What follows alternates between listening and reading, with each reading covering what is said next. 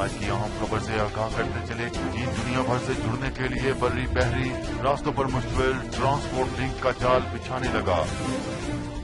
Report کے مطابق چین بری اور بحری راستوں پر مشتمل ایسے ٹرانسپورٹ لنک کا جال بچھا رہا ہے جو اسے یورپ اور افریقہ سے جوڑ دیں گے، اور اس سلسلے میں وہ بالکل بھی وقت ضائع نہیں کر رہا۔ چینی میڈیا کے مطابق چینی صدر شی جن پنگ نے اپنے اس پرعزم منصوبے کا آغاز 2013 میں کیا تھا، جس کا مقصد 70 ممالک میں پھیلی دنیا کی 2/3 آبادی کو سڑکوں، ریل اور بحری راستوں سے جوڑنا ہے۔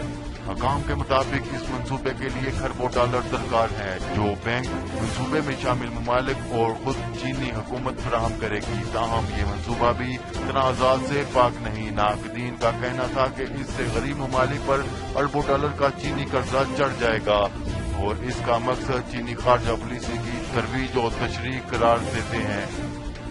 تاہم اس تنقید کے باوجود بیلٹ اینڈ روڈ منصوبے کی نشانیاں چین اور اس سے باہر دیکھی جا سکتی ہیں، جہاں جدید ترین مشینری تیزی سے ریلوے لائن کی تعمیر میں مصروف ہے اور سڑکوں کا جال بچھا رہی ہے۔